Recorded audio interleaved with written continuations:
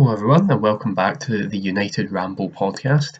Yes, you might be a bit confused that I've said welcome back, but this is the same podcast as the NJCRM podcast. I just thought it was time to change the name as it didn't really fit with what I was trying to do. So as you know, this is just the show where I will talk about all the current happenings surrounding Manchester United, such as transfers, matches, reviews, and other current news. So today we're going to be talking about tomorrow's game against Newcastle United in the Premier League, which kicks off at 8 p.m. I'll be giving you my score prediction and why I think the match will go the way it is. So, currently, Newcastle United actually sit above us in the table after 4 matches. Of course, we've played 1 game less and lost 2 of those to Crystal Palace and Tottenham, as you know, which we're not going to go into again. Newcastle have won 2 out of their 4 games, which for them is a pretty decent start. They've scored 6 goals and let in 5. Which, for them is a pretty decent return. The signing of Callum Wilson appears to have been a good one. He's scored a couple of goals so far.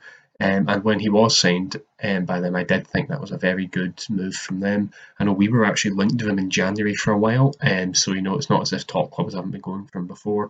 I do think that Newcastle's maybe a bit below Wilson, but I think his injuries have probably hampered his career a bit and prevented him getting the move to, say, a Tottenham or an Everton or somewhere like that.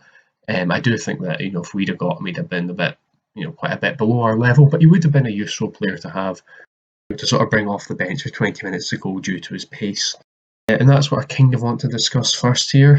Callum Wilson is a dangerous striker on his day. He's very quick. He can finish better than most of our strikers, to be honest. And it is worrying, the idea of him coming up against Harry Maguire and Victor Lindelof, should he play, or even Eric Bailly, to be honest. And any of our centre-backs, because none of them are good enough. If any of you watched that England game against Denmark, I dare you to disagree with me and Harry Maguire now. Yeah?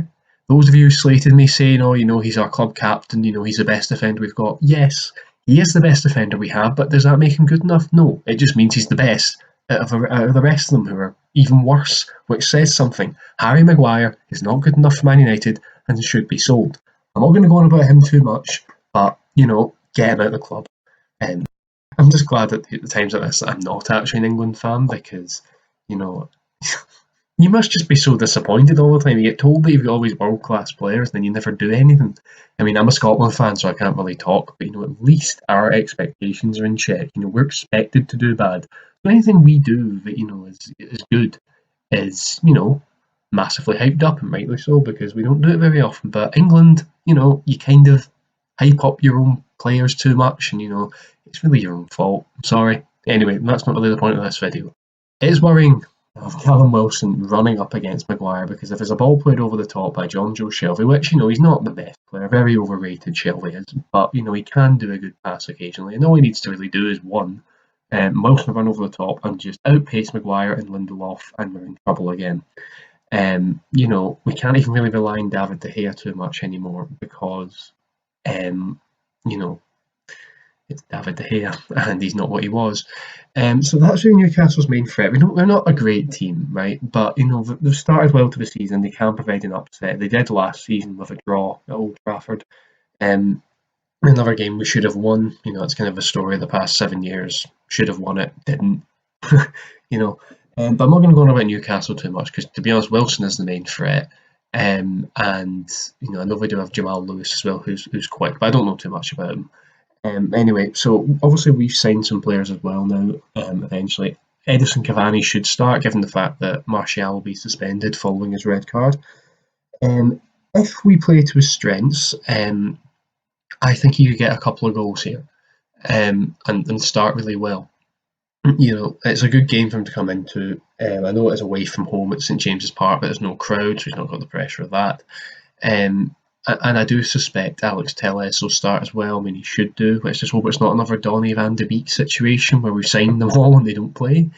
I don't suspect. I know one of them is coming in January. I can't remember who it is. Those 2 young wingers we signed, they won't be involved, and we probably won't ever see them play. I wouldn't be surprised if that happened for this season anyway, unless it's in a cup match. Well, I've watched a few videos now of Alex Telles, and I can see he can put a good ball into the box. Edison Cavani's good in the air.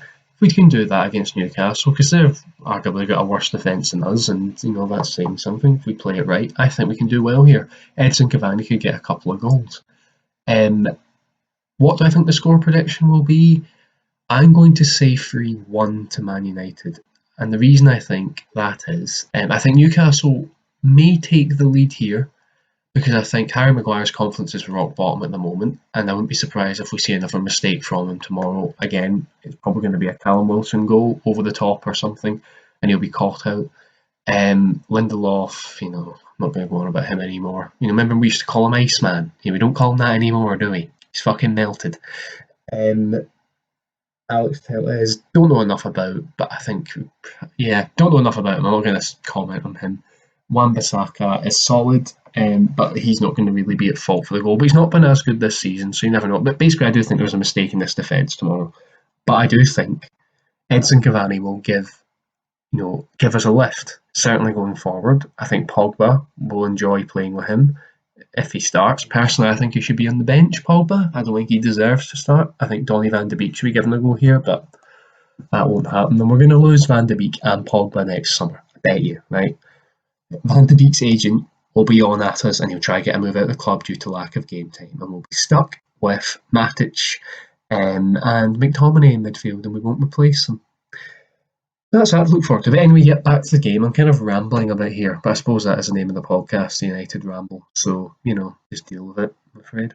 I do think Pogba will start, and I think Edson Cavani will get a couple of goals, and then we'll see, somebody else score.